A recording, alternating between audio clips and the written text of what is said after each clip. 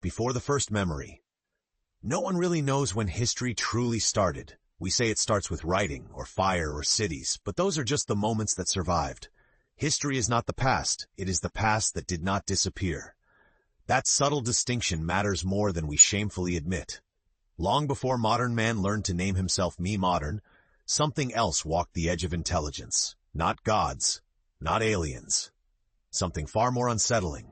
A civilization born of this earth, shaped by it, and erased by it. Erased in a way that only faint fingerprints remain.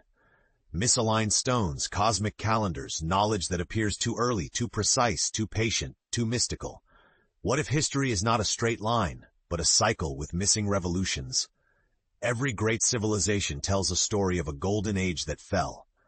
The Sumerian king list is a 4,000-year-old Mesopotamian text from modern-day Iraq discovered on clay tablets that records Sumer's kings, including legendary rulers said to reign before and after a great flood.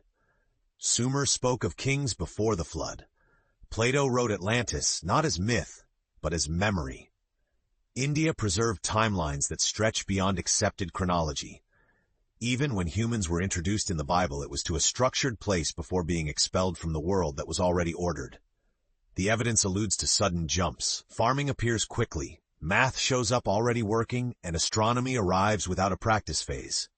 Here's the receipt. Farming appears quickly.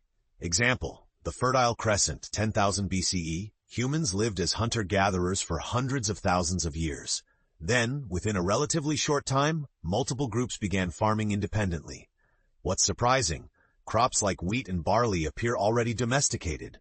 Farming spreads rapidly across regions. There's little evidence of a long trial-and-error phase. It looked far less like a slow crawl and more like a sudden shift in behavior and knowledge. Here's the receipt. Math shows up already working. Example, Sumerian mathematics, 3000 BCE.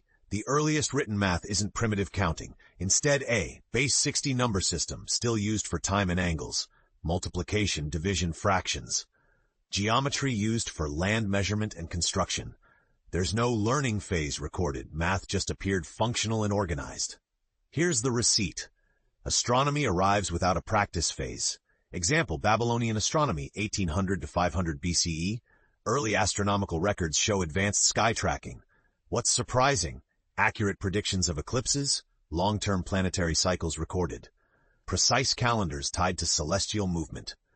This kind of accuracy usually requires generations of observation, yet the earliest records already show refined systems.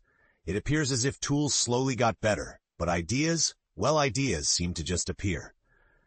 In the words of Emerald, bam, fully formed, almost like they were remembered instead of invented.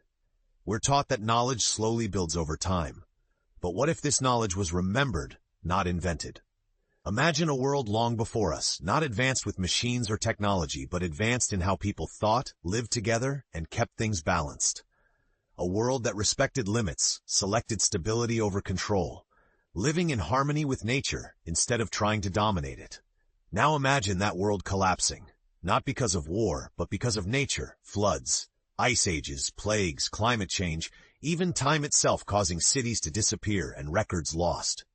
Catastrophic events may cause survivors to be dispersed over large areas, carrying no technology, only language, no, not even large language, only stories, instincts, and fragments of understanding. These fragments become myths, rituals, and eventually philosophy. The thing that survived wouldn't look like technology. It would look like wisdom appearing too early. This is where our story begins. No, it doesn't begin with proof, but with alignment.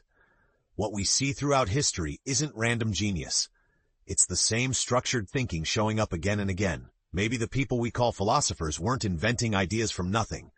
They were rediscovering rules that already existed. Rules about reality, thinking, and behavior. The structure that survives even when civilizations can't. Not relevant, but a feeling I must share. In the 1980s and 1990s, enjoying life in Freeport, Bahamas, tons of hotels and tourists. Every day was super hot, including Christmas Day.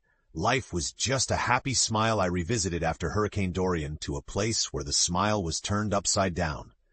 As the old saying goes, change is the only constant, and time is the harsh catalyst. Modern AI forces us to face the same problem. we are building intelligence again without fully understanding it. We're rediscovering prompts, memory, reasoning, alignment, and limits not because they're new ideas, but because they're necessary. The same foundations that held ancient thought together are now quietly holding our machines in check. History, philosophy, and artificial intelligence are not separate stories. They are the same story, told at different scales. The chapters ahead follow 10 prominent thinkers across time that encapsulated artificial intelligence as it manifests into superintelligence and maybe even a higher consciousness. Although these patterns can be found across hundreds of philosophers, stoics, leaders, warriors, and conquerors, these 10 were the ones that resonated most with me. These 10 pillars are not as lone geniuses, but rather caretakers of ideas that keep returning. Each one represents a piece of intelligence, how it forms, how it reasons, how it remembers, and how it stays grounded when things fall apart. Maybe the Big Bang is the ending that creates the beginning.